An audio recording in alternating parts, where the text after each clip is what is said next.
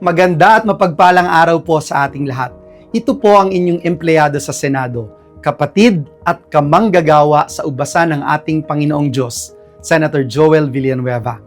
Sabi po ng Kawikaan, Kabanata 3, talatang 4 hanggang 6, Kay Yahweh ka magtiwala, buong puso at lubusan, at huwag kang mananangan sa sariling karunungan.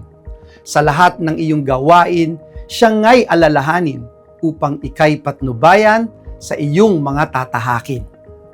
Nito pong mga nakaraang linggo, naging sentro ng mga balita at bangayan sa social media ang minamahal nating institusyon, ang Senado ng Republika ng Pilipinas.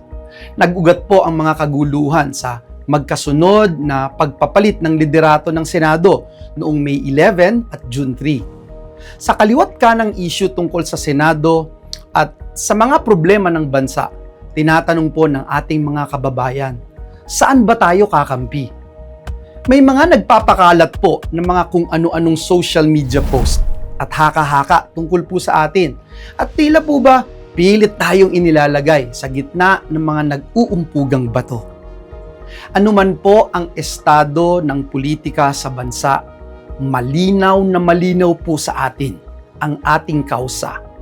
Dahil po sa inyong mga panalangin, pag-aayuno, lalo pong tumitibay ang ating paninindigan na lumaban lamang para sa katotohanan, para sa katarungan, at para sa katwiran.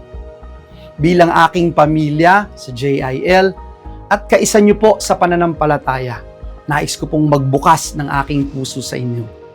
Hindi po madali ang ating pinagdaraanan nitong mga nakaraang buwan.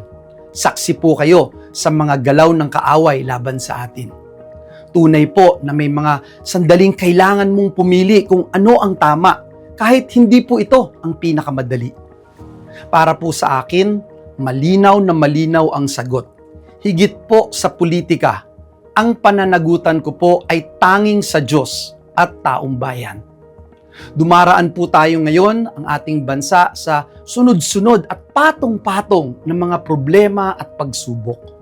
Hindi pa nga po tayo lubos na nakakabangon mula po sa matinding pagsirit ng presyo ng produktong petrolyo. Dulot po ito ng digmaan sa Middle East. Patuloy po na bumabagsak ang halaga ng piso laban sa dolyar na lalo pa pong nagpapahirap sa ating mga kababayang Pilipino.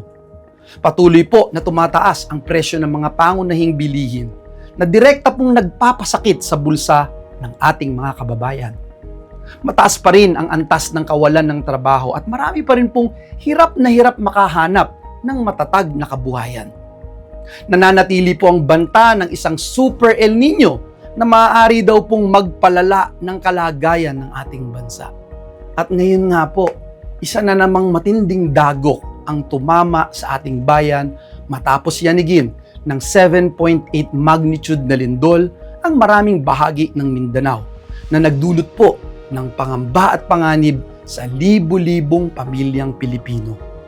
Kailangan na po ang agarang tulong ng ating mga kababayan, ating mga kapatid sa Mindanao. Ang nakakalungkot po, hindi po makapagtrabaho ng maayos ang Senado.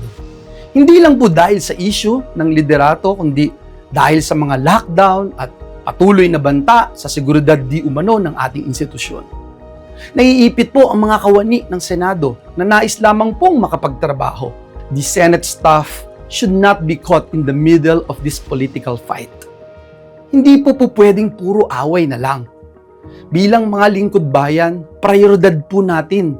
Dapat ang siguruhin na patuloy na nagtatrabaho ang bawat isa sa atin, lalo na ang Senado, para po sa ating mga kababayan. Sa pagkakataon po na magkaroon ng special session, tutuparin po natin ang ating sagradong tungkulin sa ilalim ng ating saligang batas. We will be there. Una po, maghahain tayo ng resolusyon para matiyak na may sapat na pondo para sa relief, rehabilitation at muling pagbangon ng mga lugar na tinamaan ng lindol sa parte ng Mindanao. Kailangan pong malaman agad ng mga ahensya kung ano nga po ba at gaano kalaking tulong ang kailangan ng bawat komunidad at pamilyang Pilipino. Pangalawa, isusulong po natin ang mga pinakakailangang mga panukalang batas, lalo na po yung mga panukalang nasa huli na at ikatlong pagbasa. Ikatlo, bibigyan katiyakan po natin ang ating mga kapwa lingkod bayan na naghihintay ng confirmation ng kanilang mga appointment. Lalo na po ang mga opisyal ng ating sandatahang lakas. Mga kapwa kong manggagawa sa ubasan ng Panginoon, hindi po ito panahon ng kampihan. Kapag may kababayan po tayong nangangailangan, tungkulin po nating tumugon at maglingkod. Noon hanggang ngayon, klaro po sa atin, klarong-klaro po sa atin ang dahilan kung bakit tayo narito bilang lingkod bayan. Klaro po sa atin kung bakit tayo ay dinala ng Diyos sa posisyon na ito.